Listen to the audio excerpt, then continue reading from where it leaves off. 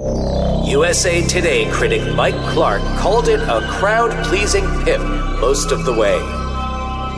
The Washington Post's Stephen Hunter compared it to the most hideously overproduced episode of The Twilight Zone on record, complete with a last twist that pretty much reduces what came before to soap bubbles. And Entertainment Weekly's Owen Gleiberman praised it as an intensely exciting puzzle gimmick thriller, the kind of movie that lets you know from the start that it's slyly aware of its own absurdity, which is why it can then get away with it. On this episode of Ruined Childhoods, we decide the fate of The Game.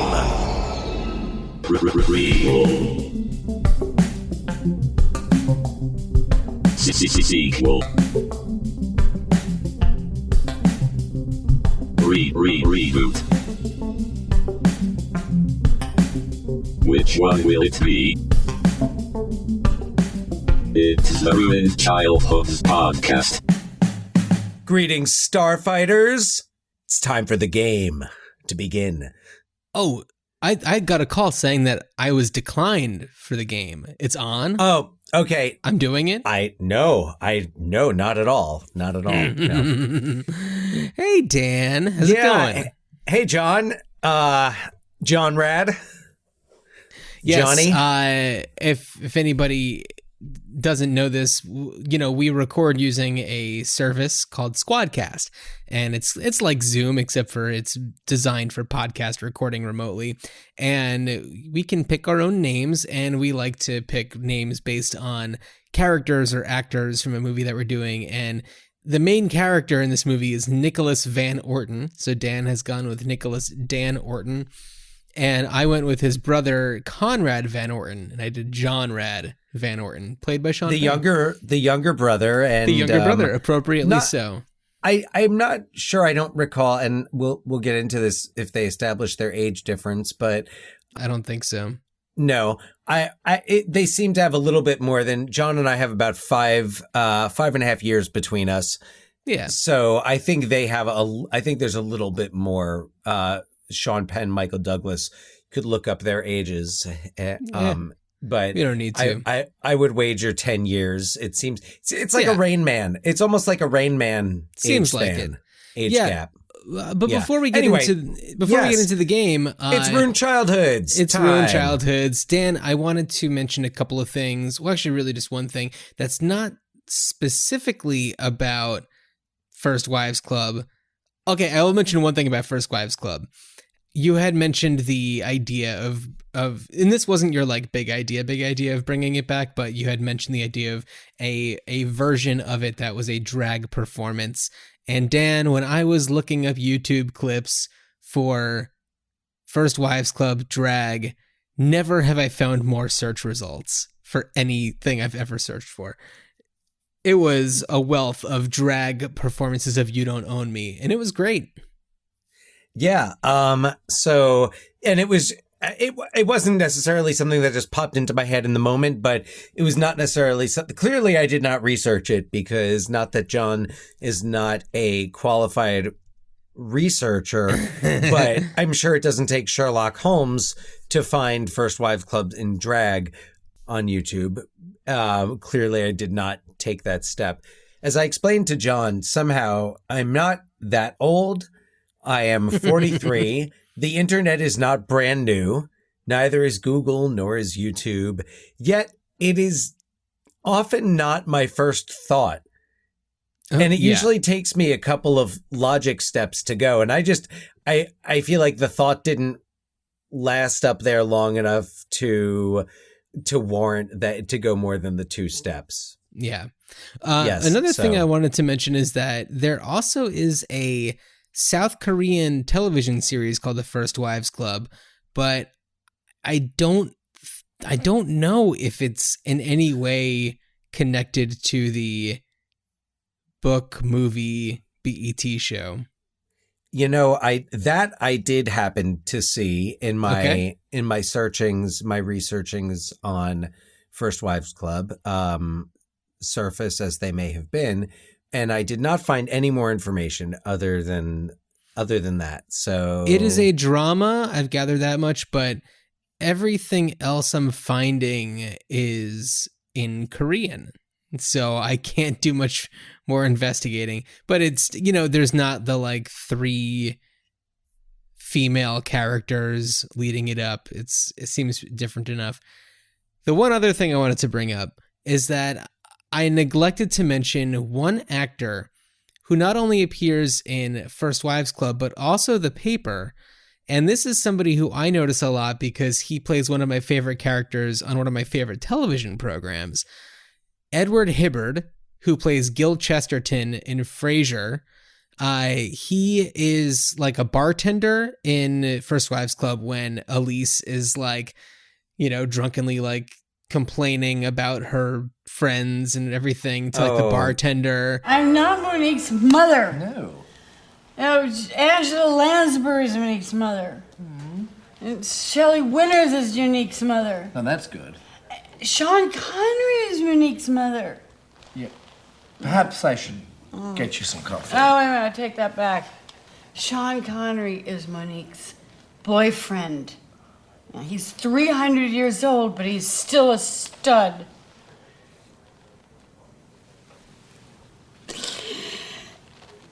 I'm not happy, Maria. And I'm going to get you that coffee. It's that guy who's also in The Paper.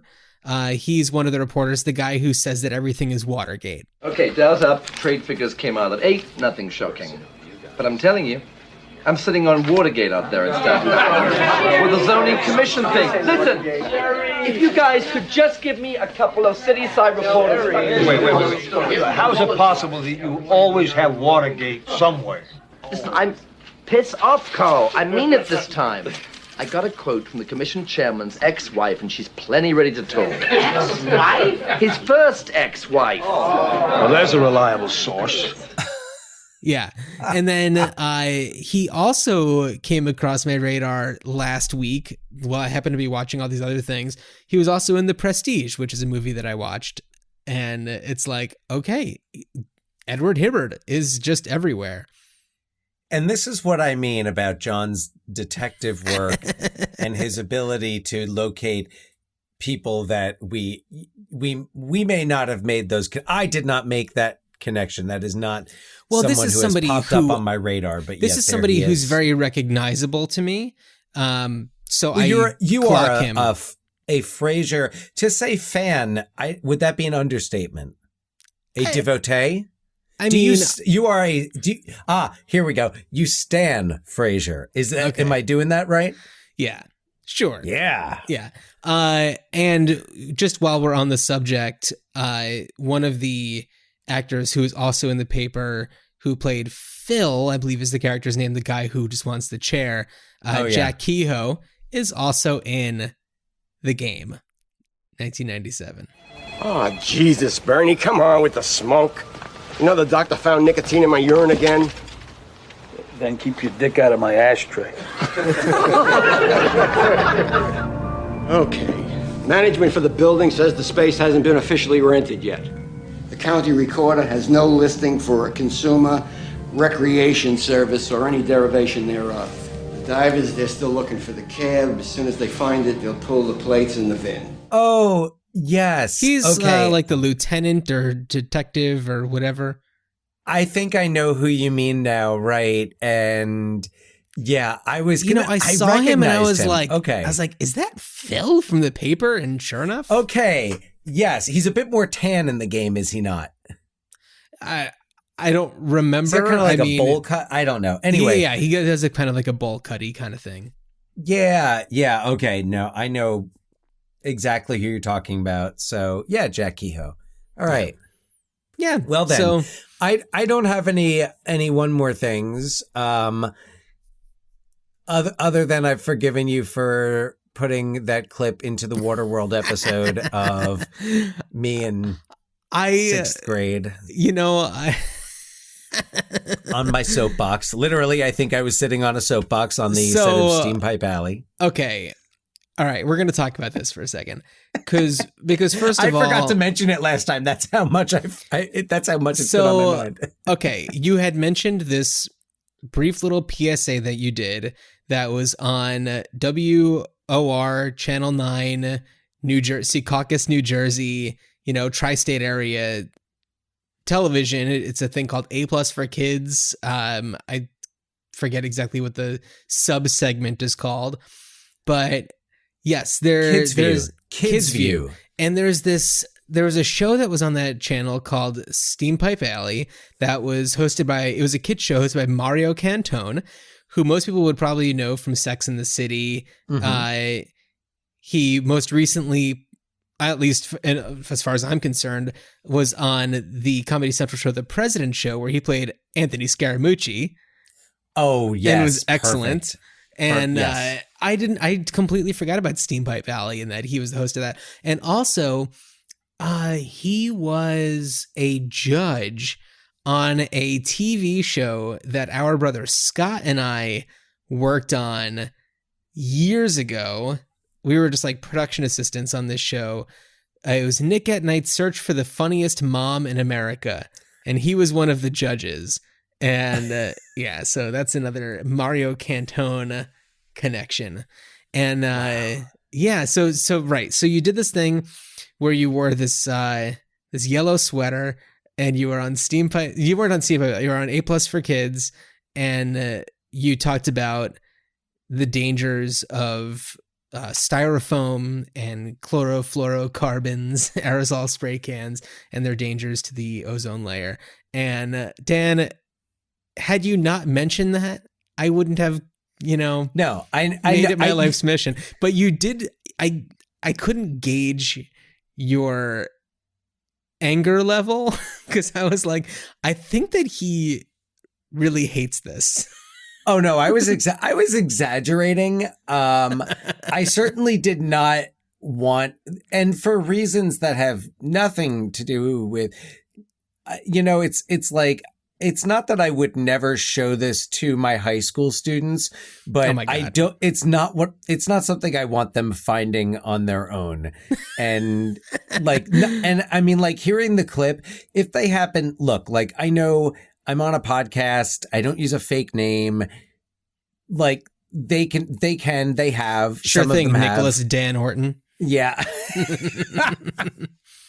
Good call.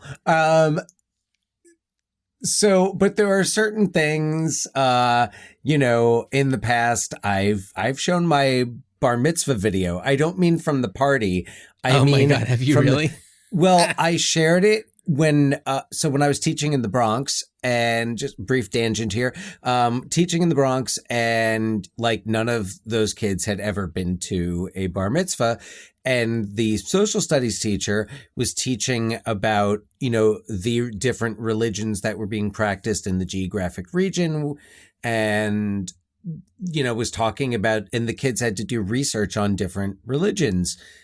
And I had recently, at that time, converted a lot of the old VHS tapes to DVD. Gotcha. And among those was I did all of our bar mitzvahs, in case. Did you really care? Yeah, I'm almost certain that they are. Yeah, at mom and dad's house. So I brought in my bar mitzvah video and just showed them a Torah portion. Yeah. Now, if they were studying the religion of climate activism, then perhaps your appearance on the Steampipe Valley set would have come up. But so anyway, I forgot about that.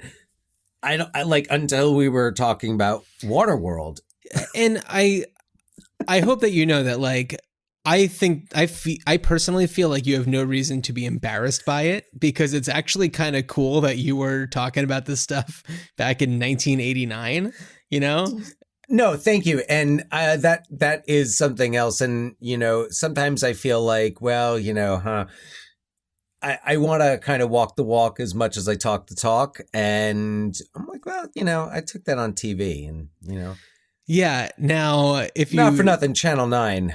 If you truly walked the walk, then maybe you would have once stepped foot in one of the meadows you talked about wanting to save. Yeah, Okay, I let's be know. honest. Okay. You were not only dressed by our mother, but you were probably also scripted by our mother, at least a little bit. There was some coaching going on. I have no doubt that the sweater was chosen to represent the sun. I have no doubt whatsoever. And you know what? It's like I almost entirely forgot about the existence of this thing. It's one of those things that pops up every now and again that's just like, a little like gnat on my memory. And I'm just oh, right, that happened. And so also at the end of the once Waterworld oh my episode, God. Yeah. I included a little song that I put together of using some of the sound clips from Dan's TV appearance. And when I first sent it to him and got no response for like a day, I was like, Dan's gonna fucking kill me. Like, he's so mad. It was, I forget what day that was at the moment, but it was There's pretty always busy. something going on. Yeah. Like, I was out and it was like one of those, if I look at my phone, I'm going to get in trouble. Oh.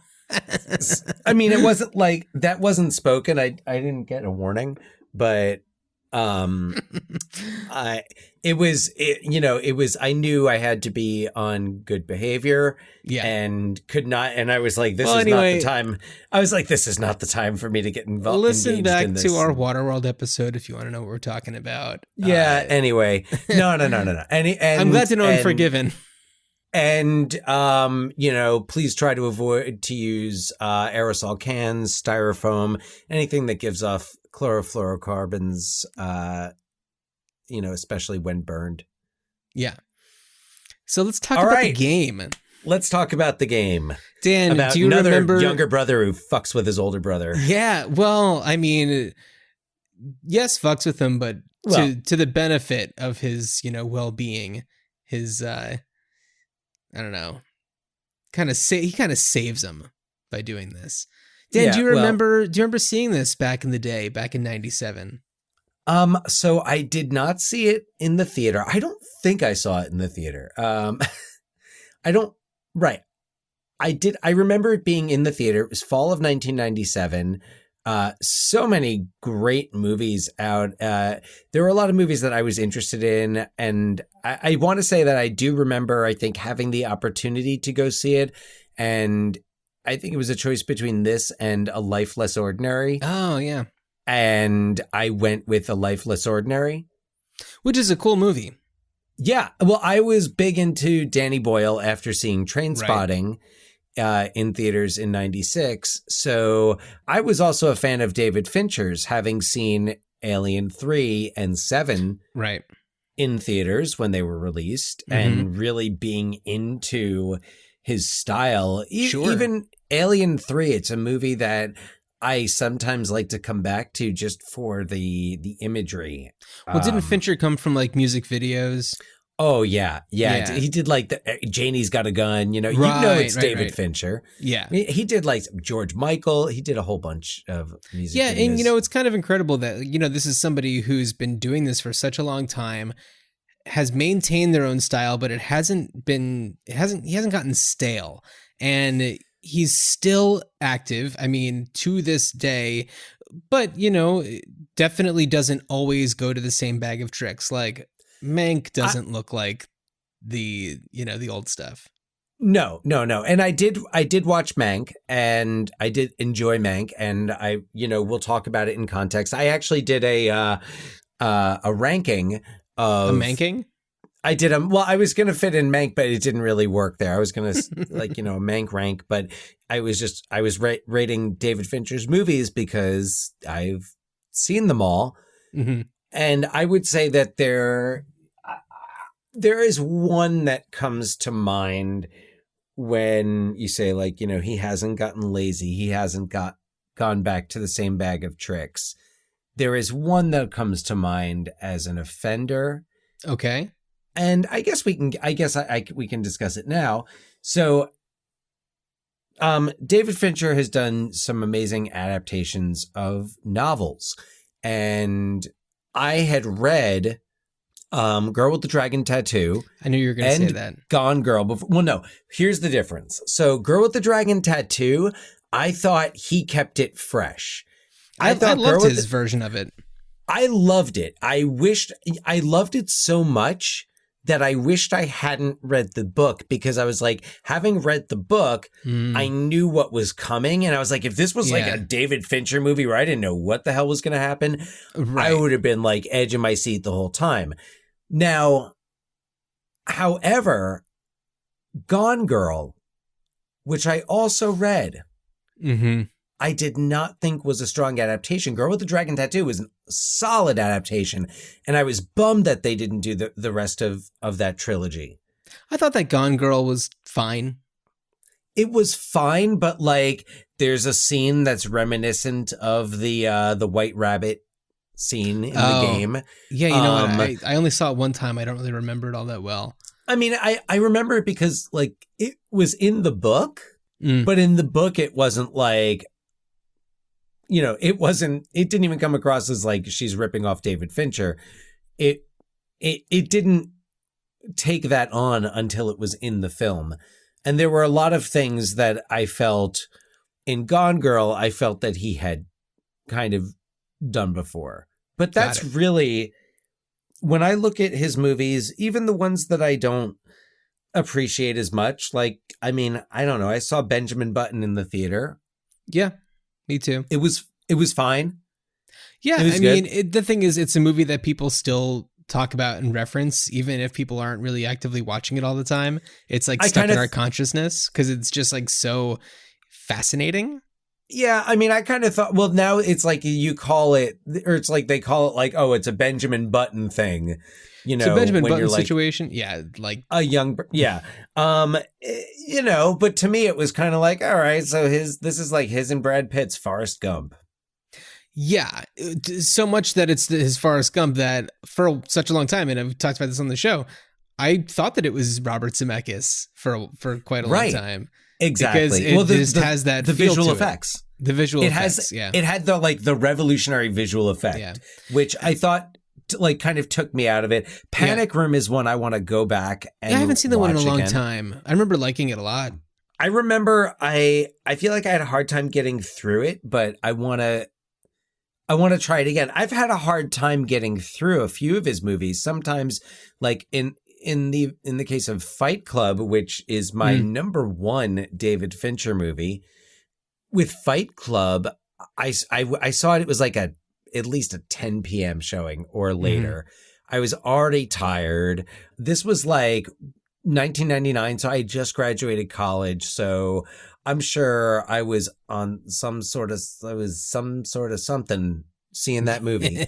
And I'm like, I passed out at one point, and it might have just been for all like a minute, but next thing you know, I'm like, I open my eyes, I'm like, did I miss something? Yeah. What did I miss?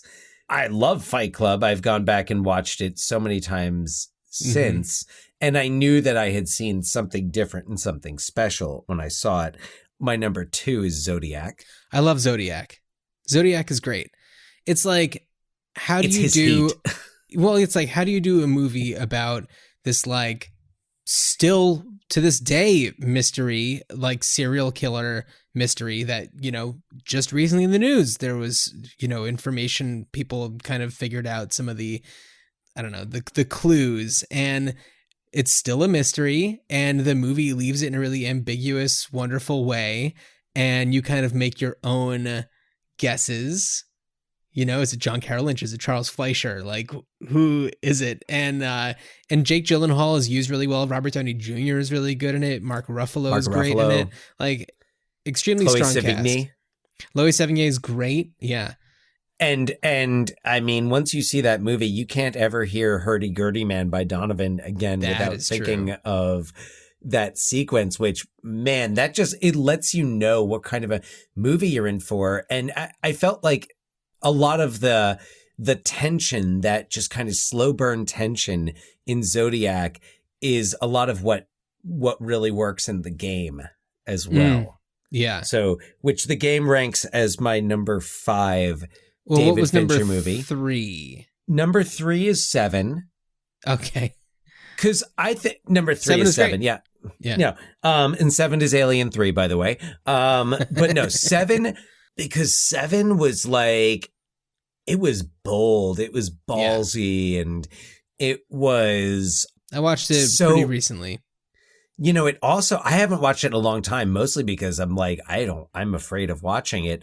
But Morgan Freeman and Brad Pitt and Gwyneth Paltrow are all so good. And the relationship between Morgan Freeman and Brad Pitt in it. Yeah.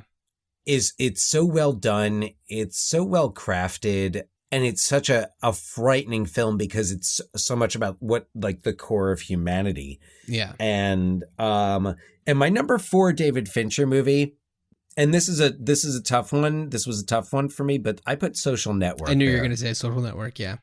I put Social Network. It's a movie that I have a hard time going back and watching again because Mark Zuckerberg and yeah, not that it portrays him as some type of hero, as some type of, like, you know, it presents him with flaws, but we know so much more, and there's so much more flaw now. Like, I would love to see this. I forget if we had this conversation here. Yeah, briefly. No, not on the podcast. No, not on the podcast, but I would love to see David Fincher and Jesse Eisenberg team back up to see the Mark Zuckerberg of, you know, the 2010 to 2020, who's, you know, selling people's, you know, personal information. You know, we've heard all of, you know, we know the misinformation that they've knowingly spread and promoted and allowed, and right, the sketchy legal territory of it all. I think it would be fascinating, and I actually think David Fincher doing it as a Social Network sequel would be perfect. So, but that's where we land. You know, Alien 3, A Girl with the Dragon Tattoo at number 6, Alien 3 at number 7, Mank at number 8, Panic Room only because I haven't seen it in a while, but I think that's at number 9. Then Benjamin Button is my number 10, but by all means, still a good movie. Yeah. And Gone Girl's at number 11, well-made movie. Had I not read the book, and I think just had I not had the expectations of David Fincher, not going back to the bag of tricks. Well, and I think that it helps that he's not doing like a movie a year since he started and just like cranking them out for the sake of just like making movies, but and he's got movies. And he's also making great TV. Right. Mindhunter. Have you watched Mindhunter? You know, I was just talking about this with somebody, but I haven't watched it because my like TV watching time is like at night, and I don't think I can keep watching those right before going to bed. Yeah, you need a cleanser. You definitely need a palate cleanser. I've watched I don't know how many episodes, like 5 episodes in maybe to the first season, just because it's rare that I get to watch it. And you can, like, there's an ongoing story, but you don't need to watch them back to back to follow. Okay. Like, there's kind of a different story in each episode. They're going to a different place, usually, at least from what I've seen so far. But Mindhunter really, I think, picks up from Zodiac. It's kind of like a companion piece to Zodiac. It's similar in that tension, especially when they're talking to, you know, suspects or convicted killers. Right. It has that same feel of procedure, but also that unpredictability and that tension where at any moment something from that very strict procedure could break. Sure. Yeah. But enough of that. Of other stuff. We're 30 minutes in and here we are not talking about the game. So I apologize. I have a very brief synopsis for this one. I stand David Fincher, so, you know. Yeah, this is the kind of movie. This is the kind of movie where like I can't do a lengthy synopsis because the more you really get into it, the more you have to explain and the more you have to describe and tell more and more and more details. And I figured I'd kind of keep it simple. So without any further ado, Consumer Recreation Services is a company that offers real-life mega experiences for the ultra-wealthy. Conrad Van Orton, an old money black sheep, gives a CRS experience to his brother Nicholas for his 48th birthday. Over the course of a week or so, Nicholas's life is forever changed. Nicholas, who is typically cold and reclusive, is forced to pass through life wondering constantly what is real and what is part of the game. For the first time in Nicholas's life, he is forced to actually live, even if it means dying in the process. So, Nicholas is played by Michael Douglas. Sean Penn plays Conrad. We've got James Reborn in there as one of the, I guess, actors in part of the game. Who else is there? There's, Deborah Kara Unger. Yeah, who's great. She's this character, Christine, who is part of the game, but you're wondering the whole time, like, is she, isn't she? It's kind of amazing. And there's gonna be spoilers. This movie came out a long time ago, so I apologize, but it's just gonna happen. And what's also interesting is that one, I guess, major component is that on Nicholas's father's 48th birthday, he kills himself. He jumps off the roof of their like mansion. And so him turning 48 is very significant. And I don't know, I think that that's just like a really fascinating quality. And as we see at the end, when he thinks that he accidentally shoots and kills his brother Conrad, which, as we find out, is all part of the game, he jumps off the roof of this building, and it's all part of the game. He thinks that he's killing himself, though, and he ends up at his own birthday party.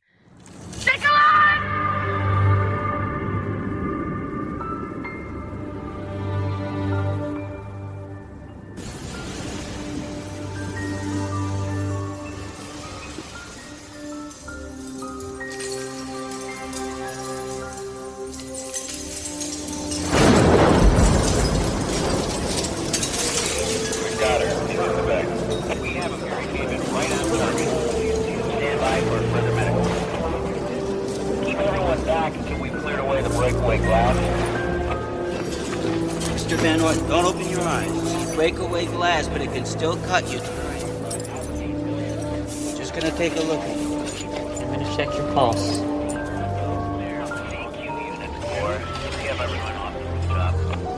Just take it easy. It was quite a fall. Yeah, affirmative. Meet again, north elevator. Repeat. Happy birthday, Nikki. What is this? It's your birthday present. It is so wild. It really is. And as, you know, as everyone's, you know, wishing him a happy birthday, and his brother comes up and hugs him, he says this line, and I went back and rewound it because I didn't understand what he was saying, and I eventually had to put on the closed captions to see what he was saying, and he goes, "I had to do something. You're becoming such an asshole." And I'm like, that's so, you are making such a wager. And it's so funny because he's like, he does have gambling problem in this, Conrad does, I think. Yeah. That's, so, which, man, Sean Penn is fantastic. Sean Penn is fantastic. You know, at the very beginning, you know, he's just such an ass. And, you know, he still, you know, he agrees to go to lunch with his brother Conrad, who leaves a message for him under the name Seymour Butts. And it's just like, you know, even though he believes that his brother is a total screw up, you know, he's an addict, he's this and that, you know, he still is kind of the only person that he even cares to see at all on his birthday. And I don't know. So it's nice that they have that connection where it's just like he's his family. It's who he has. It's all he's got. Conrad, what a surprise. Happy birthday, Nicky. See more butts. I'll never get tired of that one. That's why it's a classic. This is a nice restaurant. They gave me a free jacket. I'm sure they're going to want it back. And by the end, you know, they clearly are so much closer. And Conrad becomes part of the game in a bunch of different ways. And it's like the commitment of all of these people to do this is really, really incredible. I mean, I guess that's why the people like who do this have to be super wealthy because, oh, yeah. I mean, how much do these people all get paid? Like, they have to set up this whole We're thing. talking like probably about a cast of 100 people coming in and mean, playing these little roles. They're all at the party at the end. Yeah. And I mean, Jim Rebhorn is like, it tells him, oh, it's a good thing you jumped because I was going to have to throw you off the roof. I was going to have to push you. Yeah. Yeah. And it's so funny because there's a moment where, you know, Michael Douglas kind of pieces together that he's part of things because he sees him on a television commercial for like some toothpaste or something like that. And it's just, which is funny because so at great. first he thinks that it's that someone's intercepting the Right. TV signal because that happens at the very beginning. Towards the beginning. Yeah. Which is and then such he realizes a cool scene. it. Yeah. Well, and you know, it's interesting. So I did a little reading up and was checking out a review on Collider. Did kind of like when Mindhunters was going to premiere, they did a whole they kind of reposted all of their David Fincher reviews. Huh. So and they posted a quote from the commentary track on the Blu-ray, which I don't have, so I did not hear the commentary track. But he said, "This film for me was an interesting study not in human behavior, how people relate to each other, what people want from life or career or any of that. It was, what does an audience want or expect or need from a film? My question was, how much will they put up with and will they go for 45 minutes of red herrings?" Oh, I saw that somewhere. Yeah. And he noted, I mean, like he openly does not like this film. This is not one that, you know, that he cites as one of his best or favorites. Yeah, this is the kind of movie for me where the joy in watching it is so tied to the experience of like what I'm thinking while I'm watching it. And even though I've seen this a few times and I know how it ends, while I'm watching it, I'm like, so what is it exactly how is this person connected? And it's like, wait, does that person know? And it's like, you know, you give yourself a few years between viewings and it's like the experience is different each time. Well, yes. And to your point, so for me, I feel like previously I had watched, I don't know if I'd ever watched it entirely in one sitting. Really? I think it's the type of thing where I'd always, you know, maybe watched it late at night, nodded off, or I don't know, for some reason or another, at least since my first viewing, had not really watched it straight through. So I watched it straight through last night. Mm-hmm. And I thought that not only do I agree with you 100% about the whole process of figuring it out and like, oh, wait, now is that part of this and who's in on it? Who isn't? Is everyone in on it? What about the maid? Carol Baker, by the way, playing Ilsa. Yes. First of all, I mean, I thought it was great. And, you know, all due respect to David Fincher, you know, I think it's a great movie. And I think that looking at it now from the perspective of mental illness, depression, suicide, it very clearly is about the effects of this father who commits suicide and his son sees it happen. Right. his son watches him take that step. And there are clearly, like ripple effects is an understatement, but it clearly has had a profound effect on both sons. Yeah. And Nicholas just has grown up, cold and isolated. He lives in that giant house. It's just him. The maid even lives in another, like a guest house. Right. Yeah. She doesn't even live in the house, and it's huge. And there's so much untapped potential in that angle. And I think a lot of it is just the stigma of it. And you see that in the scene when they have lunch and Conrad is boasting. He's saying, I'm not on any meds anymore. Yeah. I'm not seeing a therapist. I remember being here a long time ago. Yeah, I took you here once. No, I used to buy crystal meth off the maitre d'. Oh, really? In college. Which college? Touche. Miss me? As much as that's possible. You look good. So do you. I think I was worried. Worried about me? How long has it been since Mom's funeral? 2-3 years. I thought you quit. I did. Didn't take. Well, you can't smoke here. I'm with you. It's illegal to smoke in restaurants in California. Fuck California. How are you? Couldn't be better. Elizabeth? We're divorced. She remarried a pediatrician or a gynecologist, or a pediatric gynecologist. Lives in Sausalito. That's too bad. I liked her. And what about you? Well, you don't keep track of me anymore? Not since Family Week at rehab. So what brings you to town, Conrad? Everything all right? Yeah. Need anything? No. Really?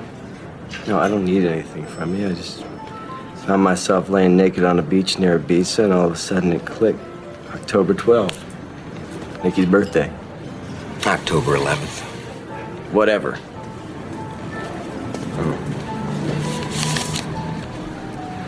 This is for you. You should have. What do you get for the man who has everything?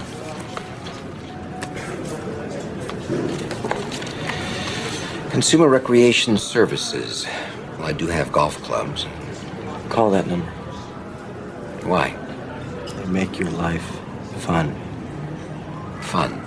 You know what that is? You've seen other people have it. It's an entertainment service. An escort service? A profound life experience. Sorry.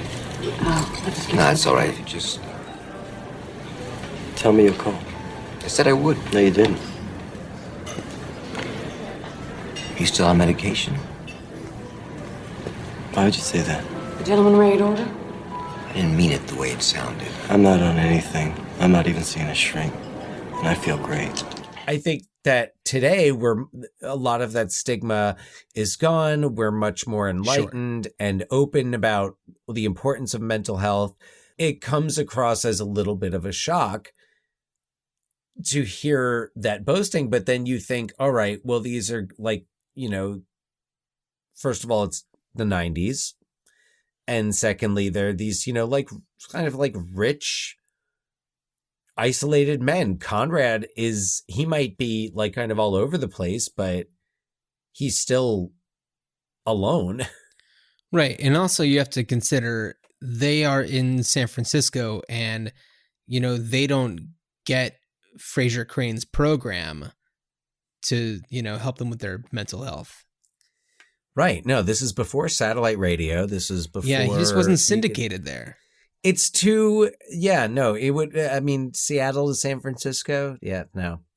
Right. So, but yeah, and it's like, but also for Conrad, the reason why he stopped taking meds and seeing a therapist is because he had this life-altering experience by doing the game.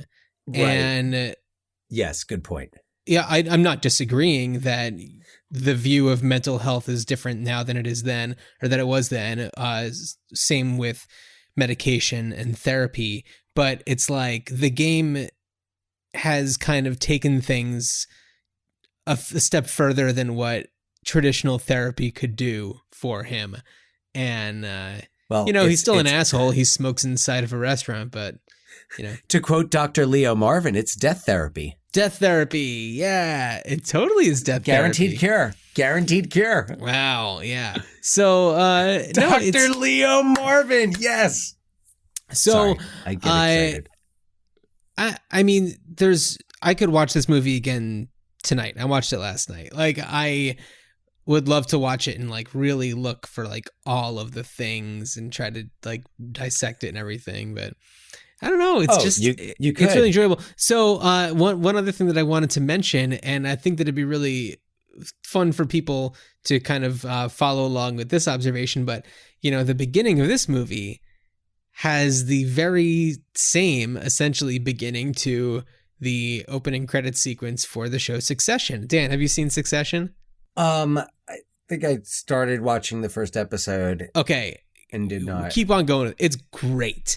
But it is this like 8mm like family film stuff from the, I don't know, 60s, something like that. And yeah, it's just like this old family footage, but it's with like the rich father and the, well-dressed young kids like standing and posing in front of the house. It is like shot for shot the same as this. And like no one's happy. Like no one's happy. Yeah. And there's like menacing music playing. You know what? This was pre Trent Reznor, David Fincher. I mean, I think he did 9 Inch Nails music videos, but I don't think that he was partnering with Trent Reznor in the film scoring world. No, I think Social Network was the first one they paired up on. Yeah. So, because I know Chemical Brothers did Fight Club, but actually coming back to the music, especially those single piano notes, very reminiscent. So effective. Eyes Wide Shut. Very Eyes Wide Shut. Also there's a very Eyes Wide Shut tone in the movie, and it's no surprise that Fincher is very much influenced by Kubrick, who this is like Kubrick, filmmaker.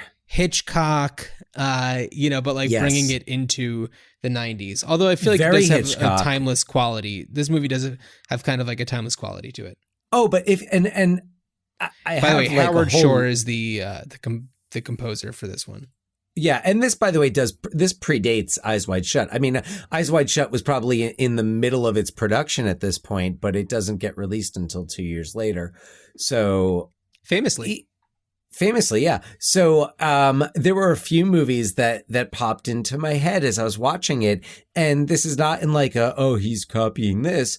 It was just it reminds me of this, and it was just weird and random because I never noticed this kind of intrigue that Nicholas has around CRS is very similar to Total Recall. And it reminded me of when Quaid goes to recall for the first time. So it reminded me of that. The whole idea of someone pursuing a curiosity that could lead them down a dangerous path. Right. Very much Eyes Wide Shut. The idea of that really damaged person who walls themselves up and isolates themselves. Speaking of Mank, reminiscent of Citizen Kane. Mm-hmm. And it's very openly influenced by A Christmas Carol and Ebenezer Scrooge. Yes. So you've got all those influences. Oh, and by the way, there is a scene in this where all the phones are ringing at one time and it's really freaky. And I'm sitting there watching it and I'm like, oh my God, I'm out loud going like, what's that fucking movie where all the phones ring at the same time? And it's really freaky. Lawnmower Man. Lawnmower Man. Wow. So yeah, it in a really nice way reminded me of things that I liked about all these other movies and characters. And I thought that they were just pieced together really, really well. Yeah, for sure. Yeah, absolutely. There's, and I also want to read something that Michael Douglas had said about the game years and years and years after its release. And this is, by the way, the game is a movie that David Fincher has gone on record saying that he's not really proud of. And I kind of would love to just have a chat with him about that. But well, I think the studio. I think he was having like major fights with the studio on it. Yeah, it sounded like he wasn't really sure where the third act was going and whatever, which I'm sure was complicated. Said, yeah. But so Michael Douglas had said, I think what I'm most proud about is that it's one of the very few movies that you could not guess the ending. That's why I'm such a big sports fan. With sports, you can never guess what's going to happen. Most movies, you get halfway through and you kind of guess the ending. The game, you could never figure out what the ending was going to be. David Fincher is a very talented filmmaker. It was extremely tough shoot. It was very long, a lot of nights. I thought it was really well made picture, very unpredictable. And I talk about movies that I've made that people like. Oh, do you hear that picture when I talk about movies that I've made that people like a lot? And it's true. I mean, Michael Douglas, especially in the 90s, was kind of like the king of the thriller. He was just kind of all over the place, and he's so good because you can feel the tension in his body and the confusion and the frustration. And, we've also talked about his performance in Falling Down, and it's like a very different version of this, similar character who's confused and frustrated and, I don't know, like needing to find their path. It's really interesting to think about Michael Douglas's career, especially like you said, the 90s. Yeah. And to look at, because I feel like he's an actor that maybe some people write off as kind of like a one-trick pony, like, oh, he always does that type of thing. But when you look at, all right, so let's say Wall Street, he wins the Oscar for that. Yeah, that role. Similar, Gordon Gekko, Nicholas Van Orton, probably would have hung out in the same peas in clubs. Yeah, exactly. But like Falling Down, Defense, really different. Like the tension is there, but this is not some, wealthy, cold, aloof asshole. No, this is a guy who's, burning and, looking for that outlet and finding that outlet. And yeah, he did like Basic Instinct, Disclosure. So the erotic thrillers, right? That he did, A Perfect Murder, which I saw. It was him, Gwyneth Paltrow, and Viggo Mortensen, where Viggo Mortensen plays. Michael Douglas is married to Gwyneth Paltrow, who is having an affair with Viggo Mortensen. Michael Douglas knows about this and hires Viggo Mortensen to kill Gwyneth Paltrow. See, I haven't seen that one. That sounds amazing. I saw it on the Warner Brothers lot. Okay. I saw a screening of it on the Warner Brothers lot. It's one of my most memorable movie-going experiences, just because I got to see it at a Warner Brothers screening room. Yeah. So, and then you look at stuff like War of the Roses, Traffic, where he plays, he's what the drug czar for the, for the president. He's the president's. Yeah. He's running the war on drugs. I mean, personally, I think he's at his best when he's doing, a role in a thriller like this. I mean, as much as I loved his performance as Liberace, it's, Oh, he was good. But yeah, that's what I'm saying is like, you also got stuff like that. You look at Romancing the Stone. Well, I was just going to say Romancing the Stone. I feel like even though it's, a very well-known movie, it bothers me that he's playing that role. I just don't feel like he's right for that. It kind of feels like an Indiana Jones knockoff. Well, probably because it was, because it was an Indiana Jones knockoff. Yeah. Yeah. So it should have been Tom Selleck. We all know. Yeah. All right. Yes. So Dan, I have a question for you. Do you think that how do you think you would do in the game? Oh God, I terrible. I would actually fail. They would actually not. They would be like, we can't. This person cannot handle this. Why is he just sitting down and watching a movie? Yeah, like all day. Why is he going into? Oh, okay, all right. So he's just gonna like get some snacks and sit down and watch a movie now. And okay, just like fuck this game. Yeah.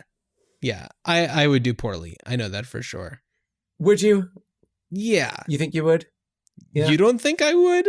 I mean, I don't know. I don't know you what think it I would be. do okay? Well, all right. So, John, all right. So now that I'm thinking about it, though, the game is always different. It's different for the person. It's custom so tailored. I'm wondering, Yeah. like Nicholas Van Orton is so far gone that his game needed to be that extreme. That is true. Okay, so we didn't talk about this, but there is a scene where when he like agrees to do the game, he goes to this huge like psychological evaluation and does all these tests. I'm so surprised that he even put up with any of that.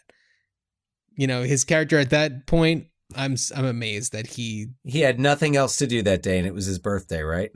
I think it was the day after his birthday, and he just happened across the building or like the office for he them. was meeting people, but they turned out they were turn part out of to it. be? Yeah, they were part of it, and he had run into the people at the country club or whatever, the cigar club, squash court. Yeah. Yes. So exactly. Yeah, everyone's so fascinating. So, but yeah, the like psychological evaluation part, which I think definitely has Kubrick nods, especially in the moment where, you know, they're flashing all of the like film imagery in front of them and stuff.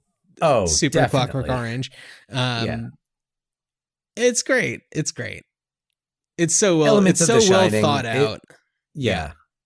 So Michael Douglas would have been a good Jack Torrance, by the way. Yeah, I agree. Just throwing that out there. Which is like I couldn't see many people in that role, but I could see him doing that. Yeah. Yeah. So as far as I know, there haven't been any other adaptations of this property. I will say that the one other movie has utilized CRS, and that is Escape Room, that came out last year, I want to say. Oh, really? Consumer Recreation Services was part of that, which I think is just a nod. I don't think there's any... It was just meant to be a nod. This Yeah. is not set in the same universe. What city is that set in? I don't know. But CRS operates everywhere. I mean, they're everywhere. Whatever her name is at the end, Christine, she is like going off to like Australia to do one. Yeah. So Dan, what would you do? What would you do with this? What if Fincher remade it? Like, okay. I feel like, so there's this high tech aspect of the movie that I think it's so easily adaptable to the 2020s. And I feel like, what if, would David Fincher do it again with the creative control that he would have now versus then? Now, that was one way to go with it.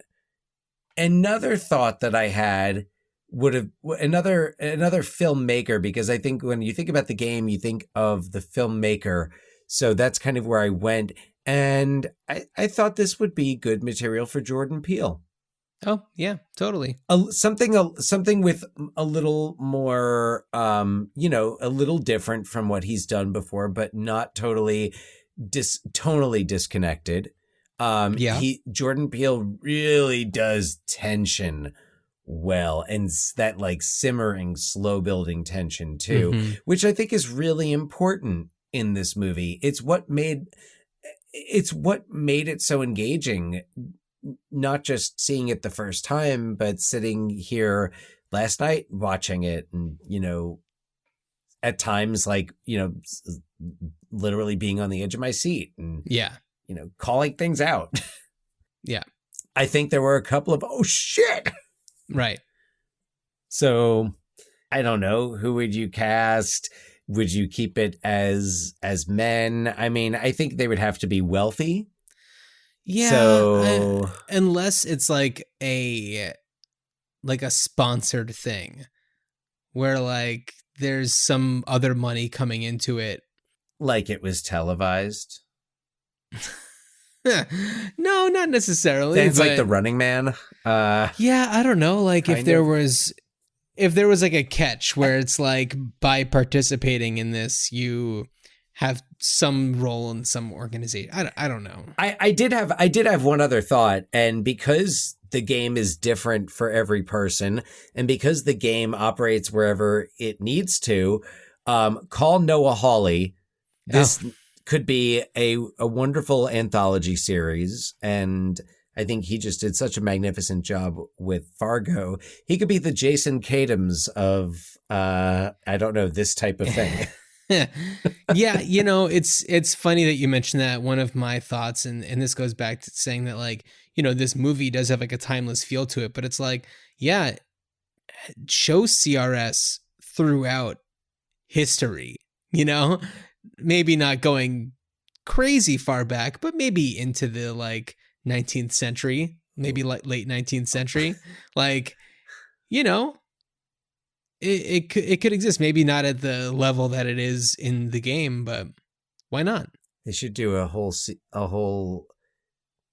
season or whatever, a whole one where it's Amadeus, but it's all really the game. Yeah. And yeah, Salieri is just part of it. Well, also, I mean, if you take out the like robotic element, then Westworld is, you know, kind of fits into that category where you are role playing in these like crazy situations. You know, in Westworld, at least in season 1, you know, people go there to be part of this, like they choose a package and it's like you're a part of like the bank robbery thing, and it feels real.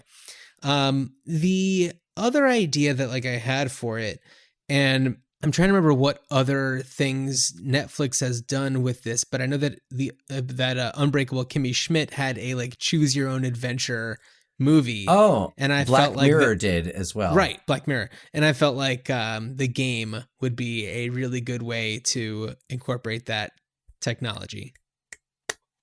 Oh, applause. That's a great idea. I'm applauding that because all right, so I did Bandersnatch, the Black Mirror, like choose your own adventure movie. And like I did it once and it was fun. And I think it would be so much more fun and engaging with something like this. Uh-huh. Yeah, I think it'd be cool. Like, wow, that would be so cool. I mean, and Black Mirror, I'm sure like a lot of episodes of Black Mirror do have a similar vibe to absolutely the game. Totally. Where, you know, yeah, what is this? What am I a part of? What have I done? What is real? Yeah. What is real and what is the game? The game. Yeah. So Dan, do you want to tell everybody what we're going to be talking about on our next episode? I do, but before I do that, I want to first of all, this is our final episode of 2020, so I want to wish everyone a happy New Year. Happy New Year. We're excited. This will come out in 2021. This will. Wait. Yeah. Okay, well, Happy New Year.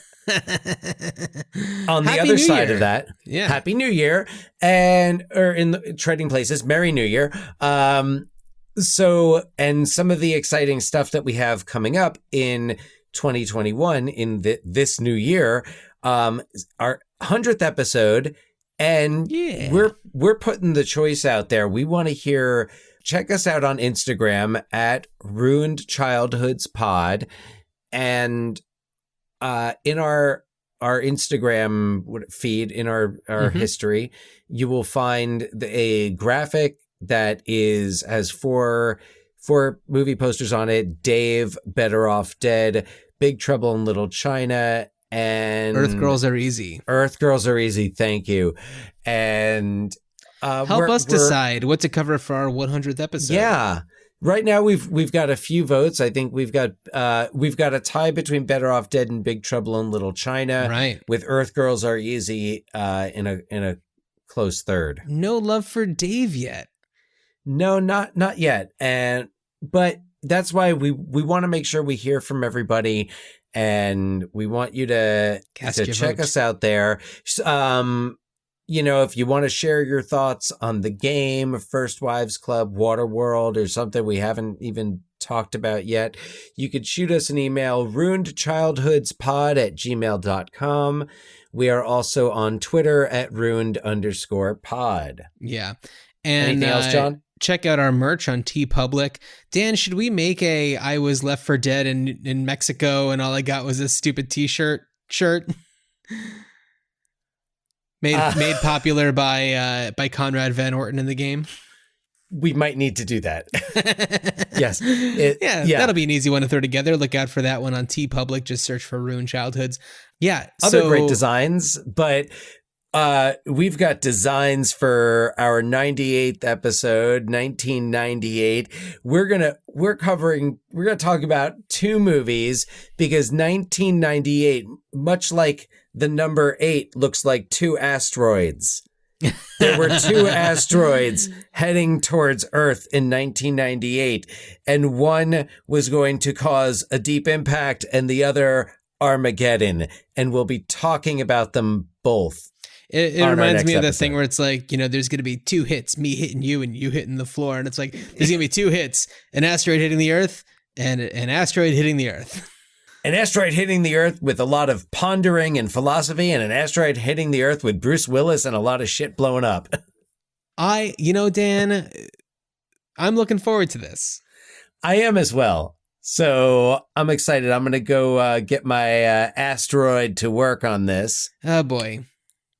Yeah. Well, Dan, as you are cruising through the streets of San Francisco wondering what's real and what's part of the game, I wish you a good journey. Good journey.